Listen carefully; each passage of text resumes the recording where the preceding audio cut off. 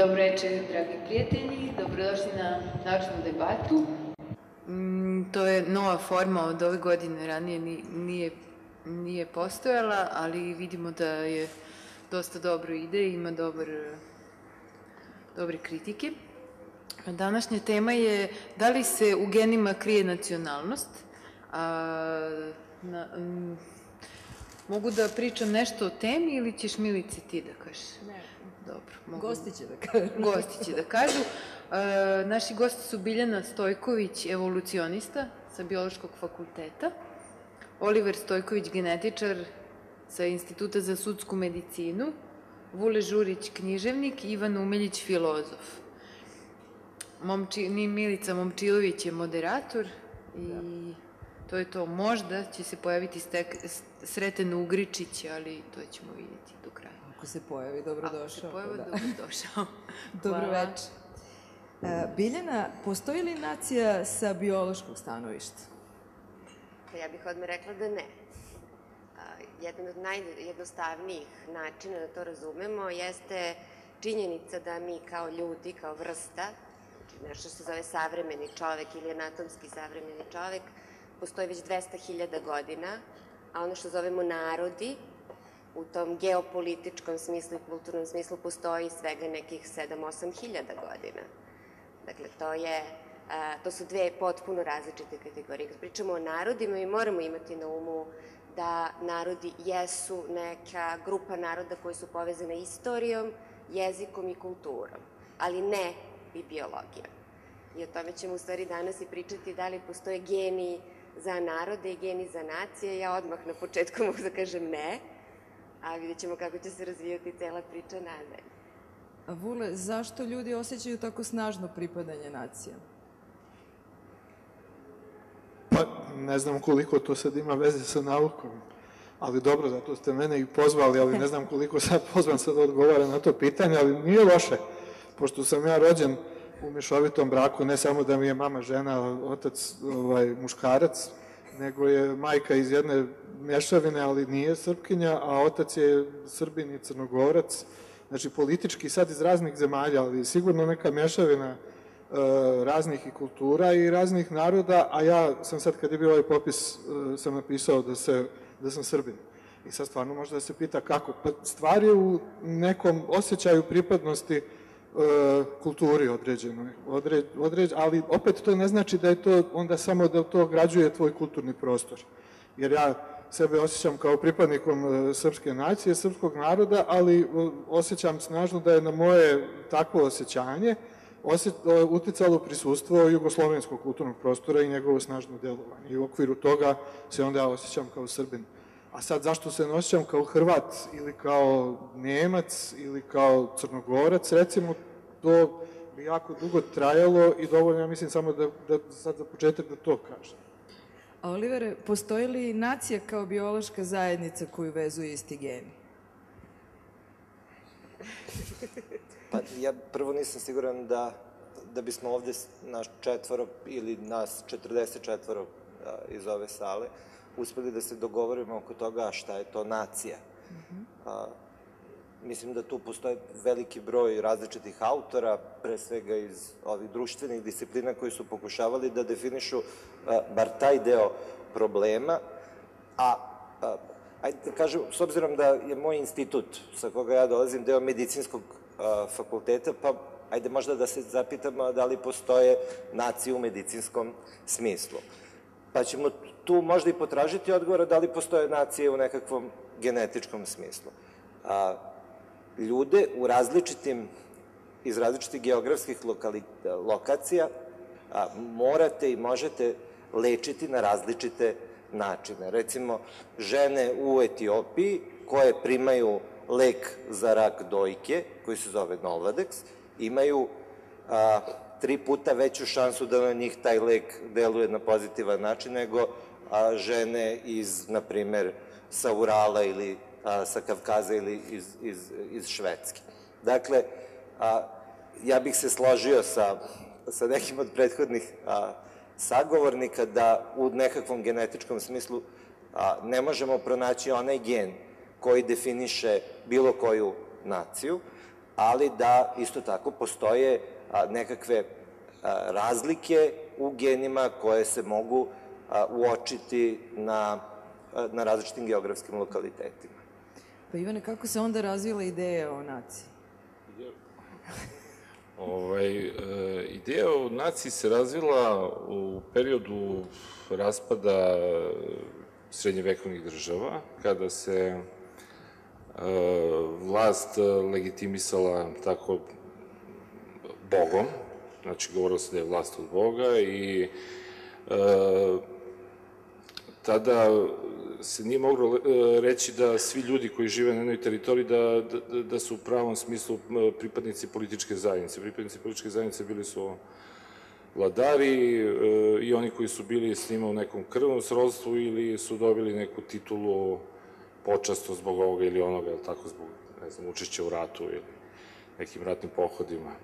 Raspadom tih velikih srednjevekovnih država oslobodio se veliki broj ljudi, svi su odjednom postali članovi političke zajednice i sada je trebalo na neki način legitimisati taj novi poredak. Znači nije bilo nekog pritiska odozgo, od Boga, uslovno rečeno, već je trebalo legitimisati taj politički poredak iznutra.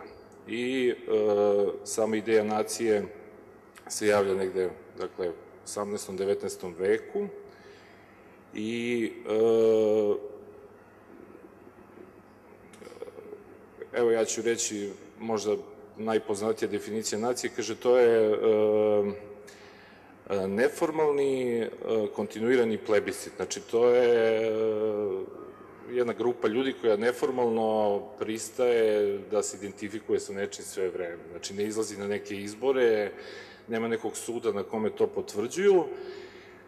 Sad, nevolja je što to mogu da budu i mafijaške grupe, na primjer, tako, mogu da budu navijačke grupe i izdvajaju se tu dva bitne elementa, to su volja i kultura, znači volja je, jel tako, to što ljudi pristaju na to, a kultura, problem je opet sa kulturom što kultura ne priznaje političke granice, pa je trebalo stvoriti visoku kulturu i u 19. veku je stvorena visoka kultura, svaka država je stvorila visoku kulturu, svaka, mislim, od ovih modernih država, na taj način što su formirani, ne znam, jedinstven pravopis, jedinstvena tradicija i tako dalje. Onda su ljudi mogli da se legitimišu kao pripadnici nacije i do dana današnjeg se to pokazalo kao jedan prilično efikasan model. Sad, da li dobro, da li loš, o tome ćemo razgovarati, vjerovatno.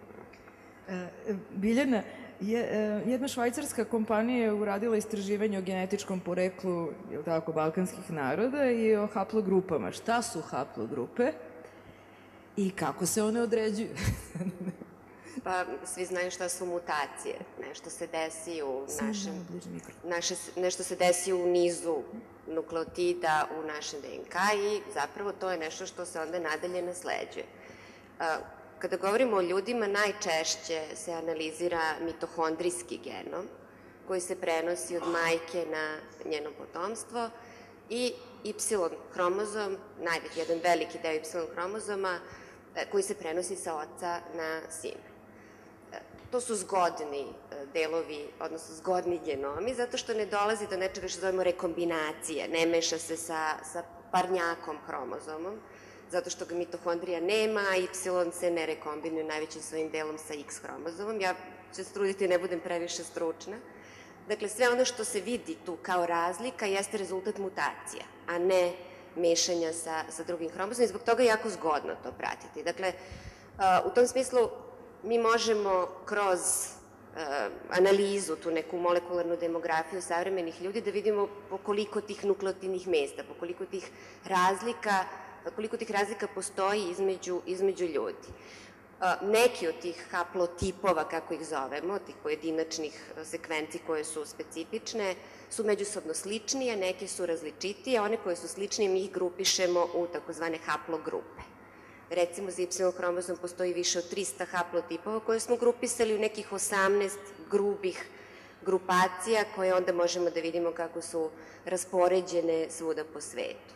I to nama zapravo pokazuje da ne postoje čak ni čitavi geografski regioni koji imaju jednu haplogrupu ili jedan haplotip, već je zapravo sve to izmešano. To nama govori u stvari da je mešanja između ljudi bilo jako puno. Ja bih samo da vratim malo priču unazad.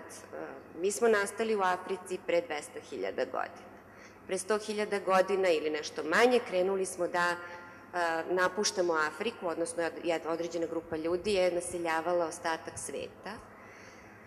Raširili su se, dakle, svuda po ostatku sveta, ranije ili kasnije, to već možemo da pratimo takođe preko tih genetičkih pokazatelja. Onda se desilo, recimo zanimljivo je da je Evropa uvek poslednja naseljavana. Evropa nije bila primamljivo područje, taj zapad evroazijskog kontinenta nikada nije bio primamljiv, pa je uvek poslednji i naseljavan. Onda su se desila i ledena doba, to je značilo prilično težak opstanak ljudi u tom evroazijskom kontinentu. Ostali su neki refugijumi u Evropi, Balkan je bio jedan refugijum, skrivalište za te narode tokom glacijacije, tokom ledenih doba. To pominjem iz sledećeg razloga. Dakle, nakon ledenih doba počinje rekolonizacija Evrope, što je značilo ljudi počinju ponovo da popunjavaju Evropu, taj neki drugi talas nakon ledenih doba, ponovo se popunjava, ali ne samo sa tadašnjim evropskim varijantama, već nam dolazi zajedno sa poljoprivredom gomila haplotipova iz Azije i tada kreću velika mešanja. Dakle, mi dobijemo i haplotipove i poljoprivredu, stočarstvo i tako dalje. To je važno zato što mi to sada vidimo kao jednu veliku mešavinu, a takođe je važno napomenuti da te sve mešavine nastale su pre nego što smo mi definisali narod. Pre nego što smo uopšte mogli da govorimo o postojanju bilo kog naroda. Iz tog razloga mi zapravo, ja sam na početku i rekla, jedna grupacija, jedna zajednica koja se formirala na određenom području, formirala se od raznoraznih genetičkih varijanti koje su se zatekle tu u tom trenutku i preuzele su određeni kulturni identitet. Dakle, to je razlog zašto mi nemamo genetiku određene nacije ili naroda. Sve se to izmešalo pre nego što se uopšte to definisalo. A Vule, u čemu se onda Srbi razlikuju od drugih? Pa ni po čemu, samo tu izgleda dolazimo do problema. Jer ne znam da li ima mnogo, ajde da kažemo, evropskih naroda, sad u Afrikancima ne bih, ali u kojima današnji naziv ove tribine ne bi odmah izazvao, pretpostavljam da je kod mnogih prva asocijacija na pominjanje nacije odmah bio nacionalizam. I ja mislim da smo tu mi šampioni u tom preskakanju ili preusmjeravanju ili po asociranju, ne znam kako da kažem, i onda sad dolazimo sad do tog pitanja po čemu se razlikujemo. Pa rekao je kolega po čemu se razlikujemo. Kao po čemu se oni, neki drugi narodi i nacije razlikuju od nas, a to je dakle jezik i sve ono što iz jezika proizilazi, jer čini mi se da je jezik osnova u stvari razlikovanja, a sa druge strane, što možda jeste protivurečno, i jedina spona, najvažnija spona ili jedina i u komunikaciji, najbitnija. Dakle, koliko nam jezik može pomoći da se razumijemo i da shvatimo koliko ima sličnosti u našim razlikama, isto tako taj isti jezik, u stvari različiti jezici, sad da ne idemo u detalje, mogu biti jedan veliki razlog jednog nesporazuma.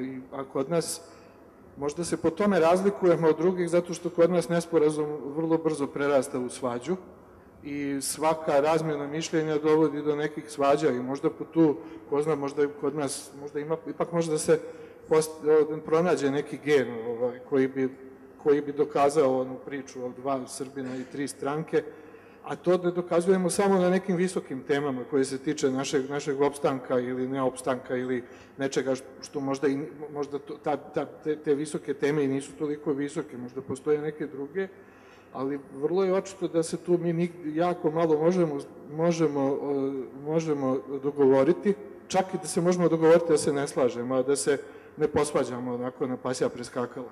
I tu sad onda čak možemo da zaključimo da postoji uopšte pitanje da li smo mi onda da li smo mi izuzetak od pođe pravila ili možda uopšte nismo ni nacija onda. Kada se tako, rekao bih prije svega, neodgovorno ponašamo. kao da je samo ovo jedino vrijeme u kom živimo, jedino vrijeme koje postoji, a dovoljno je da čujemo ove brojke od 200.000 godina i ne znam nija o čemu, a mi ovde, ja mislim da se ponašamo prilično sebično kad je u pitanju uopšte shvatanje samih sebe i spoznaja samih sebe i bavljenja sopstvenim identitetom i obično ta priča uvijek odlazi, obavezno mora da ode u politiku ili da iz nje uopšte i ne izađe i onda dolazimo do tog problema da između sebe uglavnom proćutkujemo stvari, razgovaramo o nevažnim stvarima, jer ako progovorimo i ako kažemo svoje mišljenje koje se poklapa sa ovog sagovornika, odmah će tu doći do svađe. Iako je to Biljana dotakla, ali kako se sada istraživanja haplotipova, kako vezujemo ih onda za naciju, na koji način? Vezujemo ih isključivo na geografski način. Dakle, iako nema jednog gena koji postoji u nekoj naciji, a da ne postoji ni u jednoj drugoj naciji, ili, dakle, nećete pronaći japanski gen koji postoji kod svih Japanaca, a ne postoji ni kod jedne druge osobe koja nije japanskog porekla.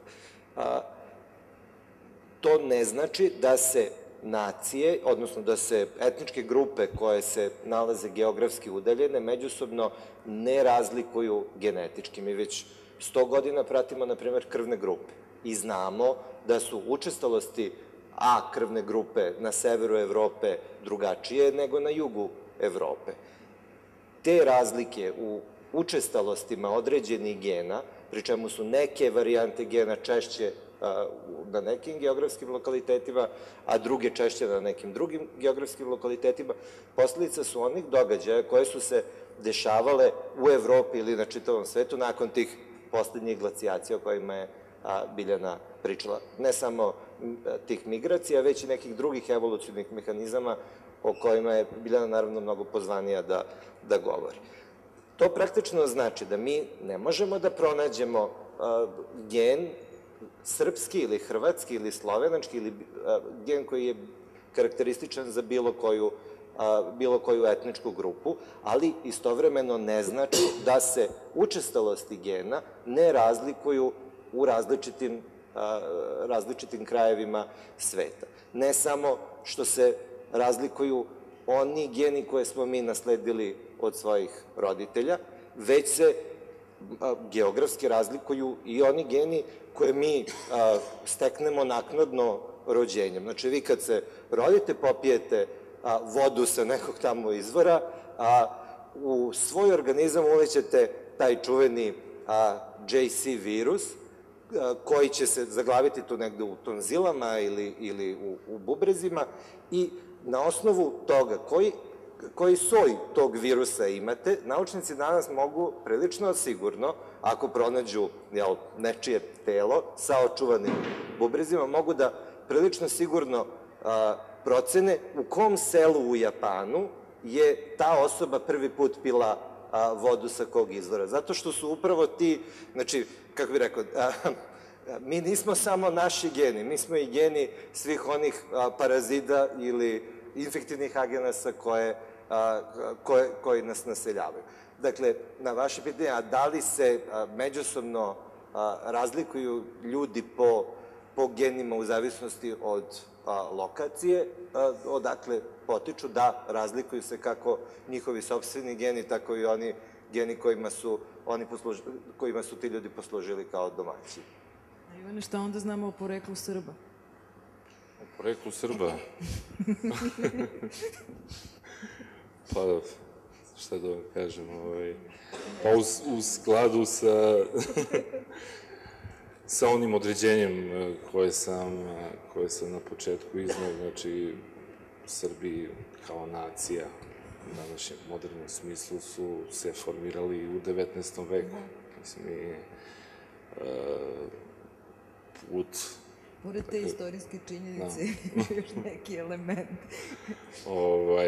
Pa nisu ništa drugo, nisu ništa manje nacija, ne znam, nego neka druga nacija u bližem ili daljem okruženju. Sad,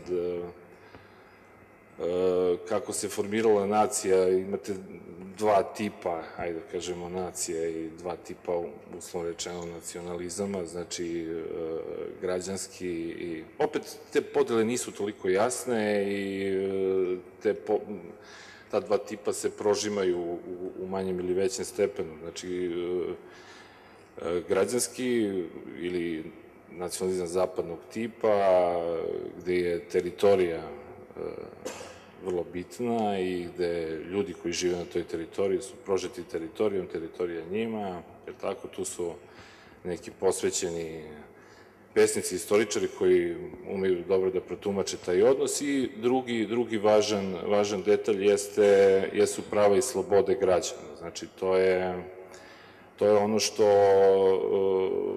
privlači ljude toj vrsti identiteta, identifikacije, recimo. A imamo etnički tip nacionalizma gde se umesto teritorije i prava i građana više akcent stavlja na poreklo, na genealogije i tako dalje. Sad srpski neki identitet i srpska nacija je neka mešavina jednog i drugog, u zavisnosti od perioda. Nekad je više stavljan akcent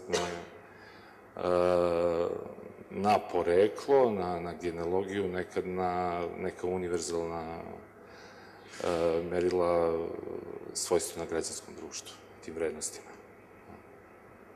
A kako onda vezujemo haplogrupe za drevne narode, za Vikinge, recimo, i Hune, i Lire, Slovene? Pa tu moram reći da je to u stvari ozbiljan jedan naučni posao, ako hoćete i bioinformatički posao, da vi kad rasporedite sve te haplogrupe, haplotipove koje ste pronašli u geografskim regionima, onda morate prosto da se malo posvetite istorijskim spisima, odakle su dolazili Feničani, odakle su dolazili Tračani, to je već sada neka drevna istorija koju istoričari rade. Onda na tim lokalitetima često se dešava sad u posljednje vreme da nađete čak i fosile neke iz perioda, ne znam, pre nove ere, par hiljada godina, pa onda da negde locirate taj haplotip koji je sličan savremenim, ali to opet često niste u prilici, pa onda povezujete određenu najučestaliji haplotip na tom regionu, povezujete ga sa tim istorijskim drevnim narodom. Jer jedna genetička činjenica jeste da tamo gde je nastao određeni haplotip, tu očekujete i njegovu najveću učestalost. Jer on prvo tu mora povećavati svoju učestalost, a onda se širiti dalje. Dakle, to u tim širenjima raznoraznim, ja prosto moram da kažem, nisu narodi homogeni u genetičkom smislu. Oni se razlikuju po učestalostima tih različitih haplotipskih varijanti i to u stvari genetičarima pomaže da rekonstruišu migracije. To jeste poenta. Dakle, ti različiti geografski regioni se razlikuju po učestalostima tih različitih haplotipova, još ako smo u stanju da određeni haplotip povežemo sa drevnim narodom i sa istorijom, onim što znamo iz istorije, onda lepo možemo da vidimo mešanja Tračana, Feničana, Ilira, Slovena i onda ustanovimo da je jedan narod jedna specifična mešavina sa određenim procentom dodataka začina jednih ili drugih naroda, a naši susedi se u nekom procentu razlikuju po tim sastojcima, ali zapravo dolazimo do toga da smo svi hibridni, da je svaki narod hibridan, da se možemo razlikovati u procentima sastojaka, ali da smo u stvari svi veoma velike mešavine. To je sve zanimljivo i to jesu podaci koji su nam zanimljivi iz tog evoluciono-istorijskog razloga, da vidimo kako su išla ta sva mešanja. Istoriju to zanima sa nekog drugog aspekta. I negde čini mi se da taj presek zajedničkog interesovanja dovodi do ovakvih problema. Da smo mi genetički drugačiji od nekog drugog naroda. Ja moram da napomenem da je Evropa posebno. Kad uporedimo kolika je Evropa, koliki su ostali kontinenti, Evropa je strašno nagurana narodima. Previše je gusta da bismo mi ustanovili neke bitne razlike između evropskih naroda. Posebno između susednih naroda. Ono što vidimo kao značajne razlike, to su udaljeni geografski regioni, jer su zaista dugo vremena, stotinama generacija, to udaljeni regioni nije moglo biti toliko mešani. Kada pričamo o Evropi i demografiji Evrope, to je posebno komplikovana slika, jer je neprekidno bilo mešanja, osvajanja i svega drugog. Ovo istraživanje pokazalo je tako da jedno 30% je u stvari gena srpskog. Ako sam A sad šta je srpsko? Mislite na slovensko, ono što smo definisali kao slovensko? S ovim podatkom to je pitanje za Vuleta. Šta on misli o tome, recimo, o toj činjenici, o toj brojci, ajde da kažem. Pa brojke su uvek interesantne i obično donose nevolje. Rijetko kad donose nešto što može da bude odgovor. Obično postavljaju pitanje. Barem kad je kultura u pitanju, ne govorimo o nauci. U nauci je broj sigurno jedino važan. Podatak recimo dovoljan za popis. Pa evo, sad ću vam reći što se tiče popisa, upravo što se tiče i tih teritorija. A imamo interesantno sad, ima jedan roman ovog francuskog pisca koji se zove upravo Karta i teritorija, Michela Houellebecqa, koji je sad preveden na naš jezik, koji je vjerojatno interesantan, prvo i po tom naslovu, to mi sad nešto pade na pamet. Ali sad kad spominjamo te procente i rezultate popisa, na ovom posljednjem popisu, ja sam ga spomenuo, ja sam prvo odgovarao na popise 81. u stvari, da, tad su me već pitali samo šta sam, a da sam imao 12 godina, onda 91. i onda 2001. i sada. I interesantno je šta se desilo sada prilikom popisa u Pančevu, u kući u kojoj živim, to je kuća moga tasta, i tu žive dvije mame i supruga i ja. I onda ima ono pitanje gdje ste rođeni, to je da se kaže, ja sam rekao Sarajevo, oni su odmah napisali Bosna i Hercegovina.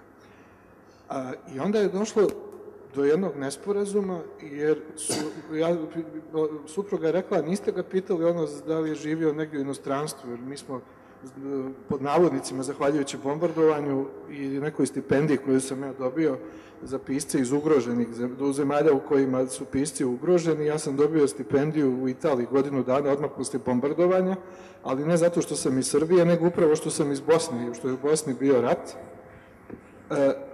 I supruga je navela i kao Italiju, zemlju u kojoj smo mi neko vrijeme, duže od godinu dana živjeli u inostranstvu. A ova popisivačica je rekla, pa ne, kod vašeg supruga nije Italija, nego Bosna i Hercegovina, pošto je on rođen u Sarajevu. I tu je onda došlo do velikog nesporazuma, jer sam ja rekao, kako vi možete meni i tvrdite da sam ja od 69. kad sam rođen, pa do 93. kad sam došao ovamo u Beograd, pa poslije u Pančevo, da sam sve vrijeme živio u inostranstvu i ne znajući da sam živio u inostranstvu. I ona me gledala onako blijedo, a očito su u stvari niko prije mene, a jako je mnogo izbjeglica, u stvari ljudi koji su došli za vrijeme ratova, dosta ih ima u Pančevu, naročito u naselju gdje ja živim i koji se simbolično zove Strelište, nisu se dakle bunili, ona je morala da zove tamo neku direkciju i ona je rekla imamo jedan slučaj, ja sam se odmah svetio s Harmsa. Već nešto sam pisao o tome za jedan slovenački sajt. I u stvari vi shvatite u kakvom vremenu i na kakvom prostoru i u kakvoj zbrci živite, da su vama stvari u suštini vrlo jasne i da onda u stvari ispadne da to postane problem što vi prilično jasno možete odgovorite ko ste i zašto se osjećate tako kako se osjećate ako vas već neko pita. I ja ne mogu da shvatim zašto je ljudima problem da se izjasne da li su ovo ili ono, jer ne znam zašto, to je vrlo interesantno pitanje. Uvijek svakih 10 godina dođe do jedne euforije biti ono što nisi, izmisliti neko ime. I to su vrlo interesantne stvari, pri čemu ja poštujem te vrste izbora, ali vrlo je čudno i to je odlična tema da vidimo zašto je to tako.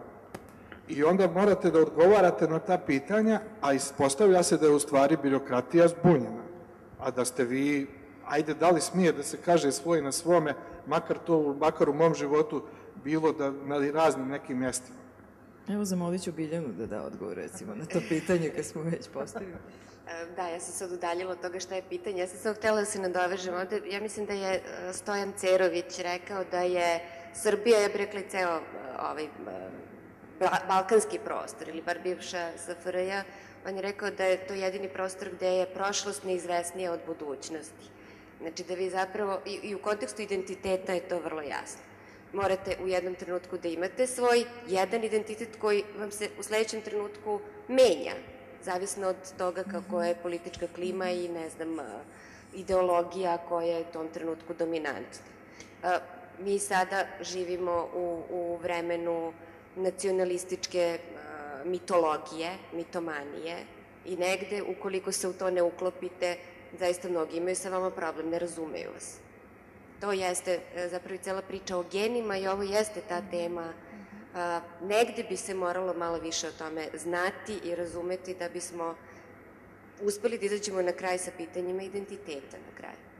Samo da kažem ovde kad smo spomenuli to nacionalističke mitomanije i ne znam kako ste rekli, interesantno je da se, to sam već možda rekao, moram da kažem ponovo, da to ispada da je samo kod nas, ali ako putujete po svijetu, pričate sa ljudima, interesantno je kako tamo nije u Italiji, na primjer, kako ljudi kritikuju sve što se dešava kod njih, ali ako im dirnete u njihovo talijanstvo, koje može čak da bude pod navodnicima sumnjivije od srpstva.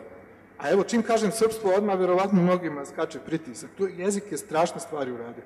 Interesantno je kako smo mi tu specifični i da mi moramo uvijek dupli neki put da pređemo da bismo normalno razgovarali, jer ja mislim da je ta priča o toj nacionalističkoj euforiji i uopšte nacionalizmu jako dugo na repertuaru, da je nametnuta zbog određenih razloga, ja možda i ne znam zbog kojih, ali možda se upravo po tome mi razlikujemo od drugih kultura, čak mnogi negirajući i pravo na kulturu bilo kome ko kaže da je, ko se izjasni.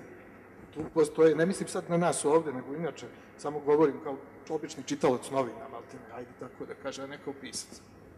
Ali, Oliver, ako su već narodi hibridni, je li tako, onda kako se genetički dokazuje individualno poreklo? Mislim, ima li... Moje pitanje je najlakše. Ovo je sad pretilo da iz naučne debate pređe u političku debatu, o čemu ja imam nekakav svoj stav, ali radije ću da odgovaram na ovo pitanje. U nauci, dakle, da bismo obavili nekakvu identifikaciju, mi pokušavamo da nađemo nekakva obeležja ili belege ili u genetici se to još zove i markere. Dakle, mi pokušavamo da identifikujemo takve genetičke markere koji su karakteristični za tu konkretnu jedinku, a da su potpuno drugačiji kod bilo koje druge osobe. I mi danas imamo takav sistem. Mi, znači, u ovome što se zove sudsko-medicinska genetika, možemo da analizom određenog broja tih genetičkih obeležja, mi možemo da definišemo svakog čoveka na planeti Zemlji, naravno sa izuzetkom jednojajčanih blizanaca, budući da su oni genetički identični, da napravimo takvu kombinaciju tih njegovih genetičkih markera, da takvu kombinaciju više niko nema na planeti Zemlji. Mi se danas u sudskoj medicini pokušavamo da identifikujemo i one druge nekakve markere koji su više zajednički ljudima koji su sa određenog geografskog lokaliteta, a manje zajednički ukoliko ti ljudi dolaze sa različitih geografskih lokaliteta. I danas vi, znači, sa nekih 13-14 tih genskih obeležja, genskih markera, možete da definišete svaku osobu pojedinačno i možete da matematički izračunate da, ne znam, kombinacije takvih genetičkih obeležja se dešavaju jedanput u, ne znam, milijardi ljudi, 10 na 18 ljudi. Na svetu ima 7 milijardi ljudi, u tih 200.000 godina je živelo otprilike isto tako 7-8 milijardi ljudi. Drugim rečima, kombinacijom, analizom tih 13 genetičkih belega, mi možemo da identifikujemo svakog od nas. Međutim, danas je nekakva moda, trend ili kako hoćete u svetu forenzičke genetike da se identifikuju ona genetička obeležja koja mogu sa određenom verovatnoćom ili matematičkom sigurnošću da utvrde poreklo odakle neki čovek dolazi i razvijaju se ti takozvani AIMS-ovi, odnosno Ancestry Informative Markers, što će reći markeri koji su informativni za nekakvo poreklo. Kad je nacija u pitanju, mi smo čuli od njih dvojice da pripadnost nekoj naciji možete bar na 3 načina da definišete, znači taj jus soli, odnosno po pravu geografskog tla, jus sanguini po toj lozi genealoškoj ili ako hoćete krvi, i možete po naturalizaciji. Drugim rečima, čovek može da dođe u neku zemlju i da se u toj generaciji ili u sledećoj generaciji ili vrlo brzo počne da se osjeća kao pripadnik one nacije odakle. S obzirom na mešavine, na mešane brakove o kojima je Biljana govorila i s obzirom da je ta naša odluka da se samo nazovemo pripadnikom određene nacije, s obzirom da su svi ti faktori suviše uzburkavaju priču o genetici. Jedino što je nama sad u genetici ostalo kao nešto čvrsto za što možemo da se uhvatimo je ta teorija tla. Odnosno da gledamo markere kao nešto što je geografski, odnosno gene kao nešto što je geografski raspoređeno. I mi, kažem, naravno da nismo u ovom trenutku otkrili sve moguće te genetičke belege koje bismo mogli da analiziramo, ali danas analizom nekih 80-ak markera mi možemo sa recimo 80%, 90% sigurnosti da kažemo da, na primjer, u Njujorku kada se desi neko delo na Manhattanu, gde žive i Poljaci, i Irci, i, ne znam, Hispanoamerikanci, mi možemo na osnovu tog biološkog traga pronađenog na mestu zločina da sa određenom sigurnošću, 80, 90, nekada i više posto, da kažemo, a kog je porekla, odnosno iz kog geografskog lokaliteta taj čovek dolazi. To apsolutno, naravno, ne znači, to ponovno ponavljam nešto što sam već i ja govorio i čuli smo ovde više puta, da nema hispanogena, nema irskog gena, nema srpskog gena, ali da mi možemo da pratimo putanje ljudskih migracija prateći gene koje su oni nosili sa sobom. I u tom smislu kako nacije evoluiraju? Nacije evoluiraju,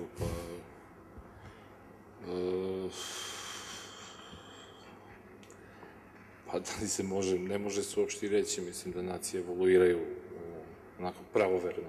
Ne u biološkom smislu. U biološkom smislu, naravno. Pa dobro, nisu ni statične. Pa nisu ni statične, pa nisam malo pre spomenuo da je pojam nacije veoma rastegljiv. Znači, ljudi mogu da, ovo što i Vule spomenuo, kad ste ga pitali šta znači biti Srbin, ili tako, zašto se osjeća tako i ljudi svoj identitet mogu na različite načine da određuju. Rekao sam da u nekim društvima to mogu da budu i tekovine liberalizma, a tekovine liberalizma podrazumevaju čoveka kao slobodnu individu i neko ko nije po definiciji podređen nekom kolektivitetu. A kad kažemo da sam pripadnik nacije, to podrazumeva tako pripadnost nekom kolektivitetu, pa me pripadnost tom kolektivitetu obavezuje na određeni skup vrednosti, moralnih, političkih i tako da. Šta je beše bilo pitanje, izvinjavam se samo da... Da, kako nacije evoluiraju, da nastavim.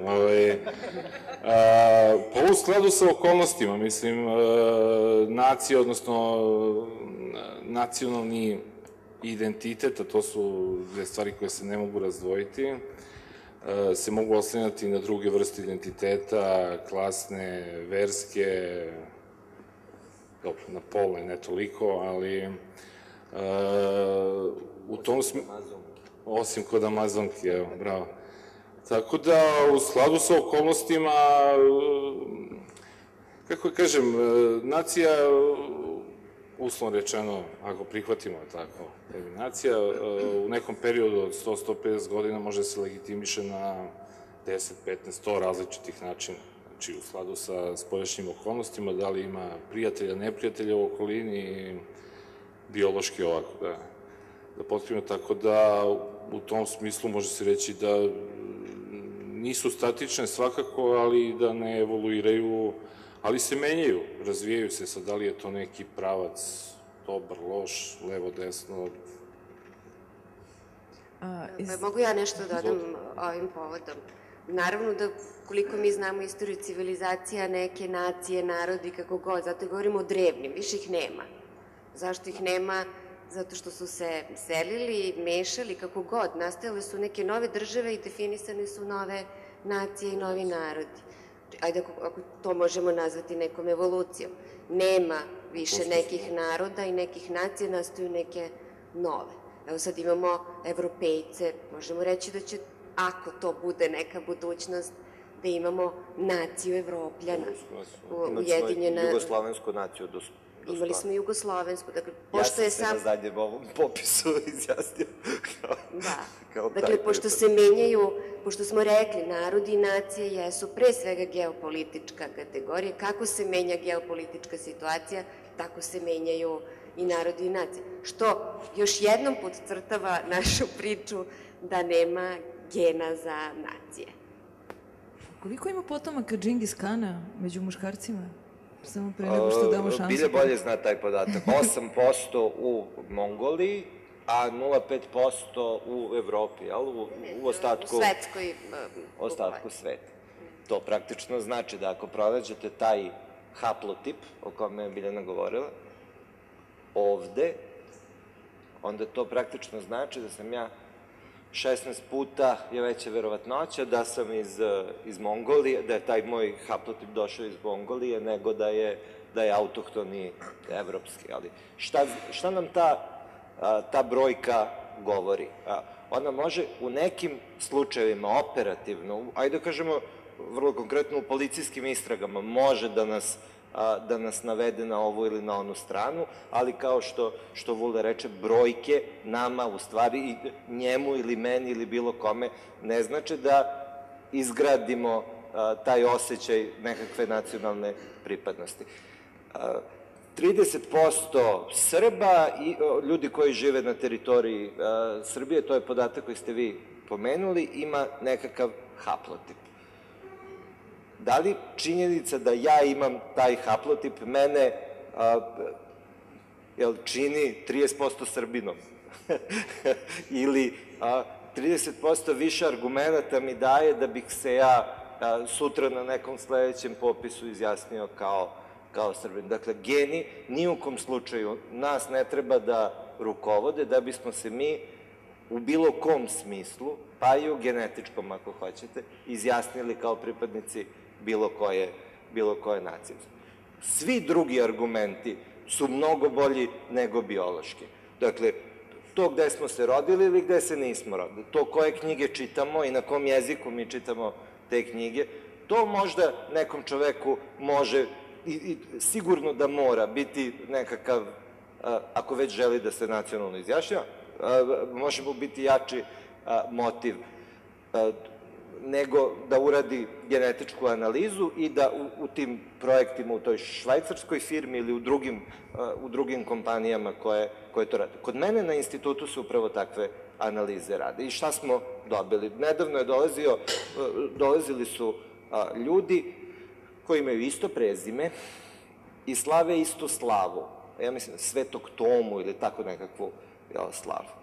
I oni su u stvari želeli da oni nisu znali da imaju zajedničkog, nisu mogli da rekonstruišu na osnovu rodoslovnih knjiga, nisu mogli da rekonstruišu, a iz kog to mesta, sela ili već odakle imaju tog nekog jednog zajedničkog pretka, a bili su sigurni da, s obzirom da imaju isto prezime, a da se prezime nasleđuje kao i Y hromozom sa oca na sina, u najvećem broju slučajeva, s obzirom da slave istu slavu, a i u Srba valjda se i to nasleđuje sa oca na sina, oni su bili sigurni da bi morali da imaju isti Y haplotip, pa su odlučili da to testiraju.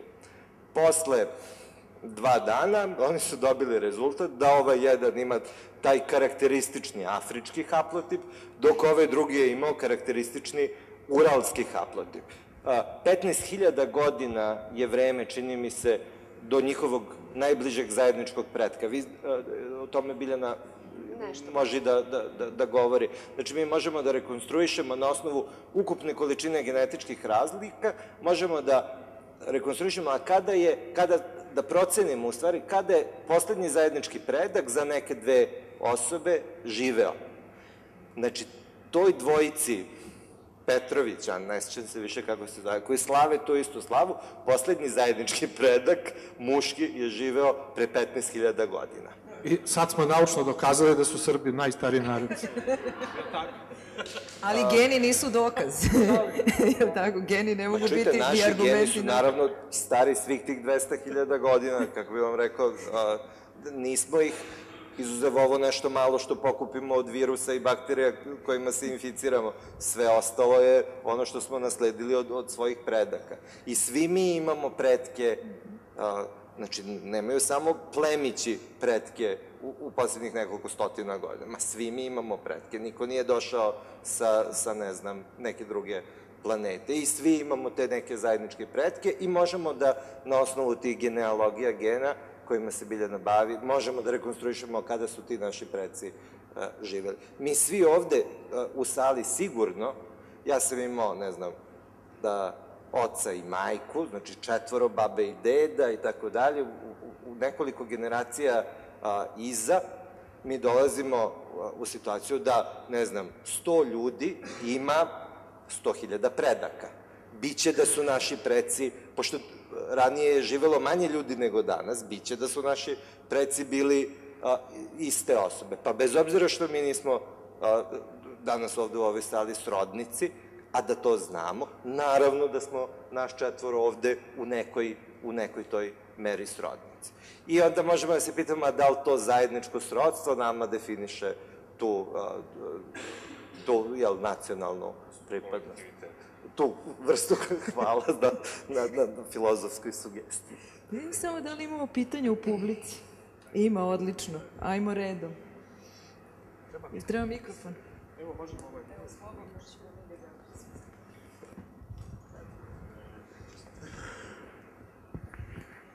Ja sam Hadži Jovo i Đurć, ne bavim se naukom, još manje politikom. Moje pitanje, vi ga svrstavite ili u politiku, ili u nauku, ili neutralno. Šta je sa dođošma, šta je sa strancima, šta je sa tuđincima i šta je sa domaćim? Kako sa naučnog ili sa političkog aspekta, ali bolje rečeno sa naučkog, da ne kažem genetičkog, se neko klasificira kao dođoš ili kao domaći? Ako gledamo unazad, velite, uvijek se neko negdje selio i tako. Može li se to reći? Recimo, ja koliko pamtim, znam ko sam i što sam i neko to. Ali uvijek se neko, vi ste došli, mi smo ovdje bili ili obrnuto. Da li sam ja dovoljno bio jasan? Hvala vam lepo. Bilja reče, mi smo svi došli pre 200.000 godina iz Afrike. Pa su onda posle toga neki drugi dolazili u drugim nekim periodima. Na kraju poslednje glacijacije pre 15.000 godina ovde je bio neki svet, neki naši preci. Neki drugi naši preci su došli i sa Bliskog istoka i pomešali se sa ovim našim precima koji su ti prvi Evropljani. Vi sad imate ili nedavno ste imali po hrvatskom dnevnim novinama tu nekakvu prezentaciju nekakvih naučnih činjenica koje su tvrde, čvrste, prave i proverljive naučne činjenice koje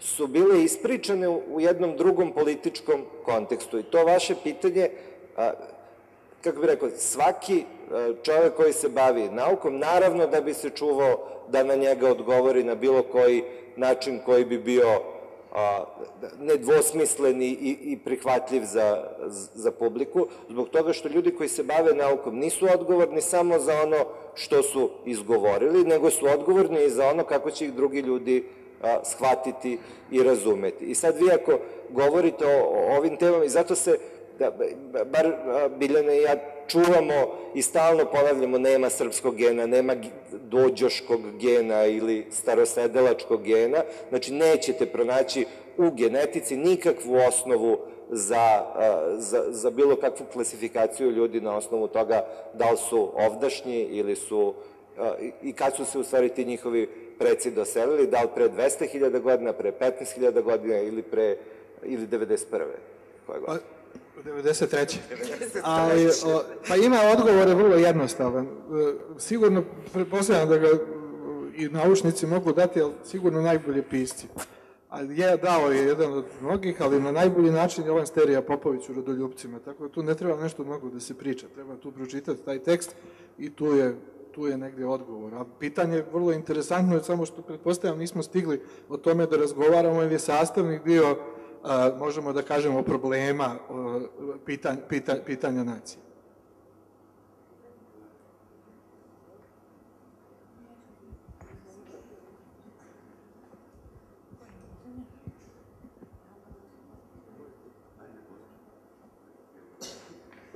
Ovako, ja imam jedno pitanje.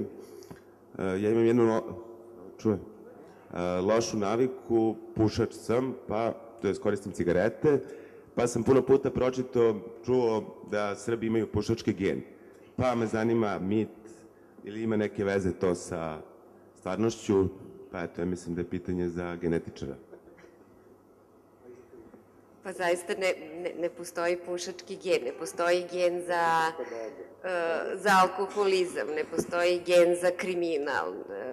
Zapravo ne možemo govoriti... Ima takve dokumentarne emisije o tom? Bila je dokumentarna. Ne, ima da se nađe dokumentarne emisije o tom. Da, ima.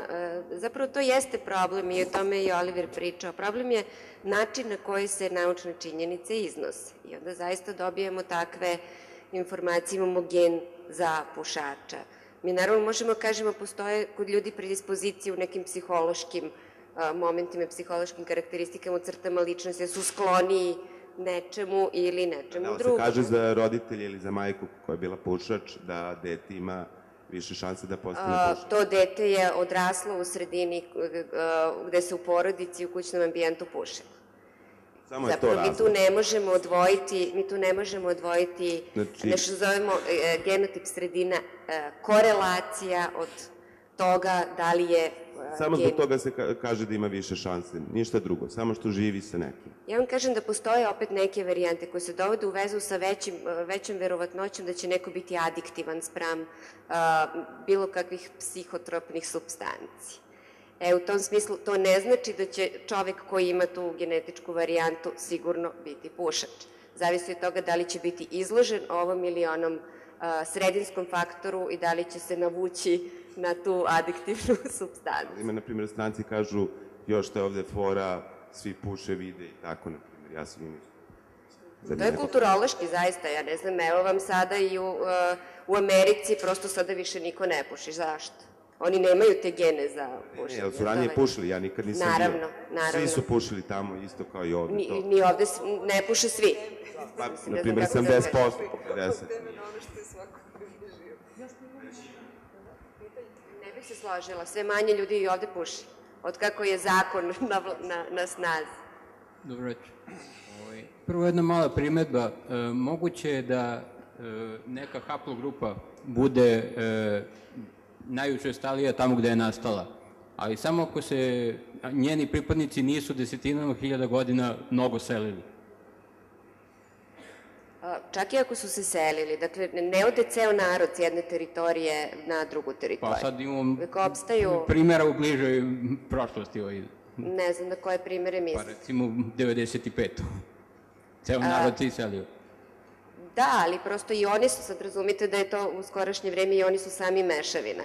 Dakle, to jeste kulturološki odvojena kategorija ako mislite Srbi i Hrvati. To je sasvim mogu biti i u prošlosti. Huni su sa granica Kine došli u Evropu. I takođe ostajali kao sastavni deo genskog fonda prostora sa koga su i došli. Dakle, to upravo ova kolizija koju imamo u doživljaju kulturnog identiteta, naroda i genetike.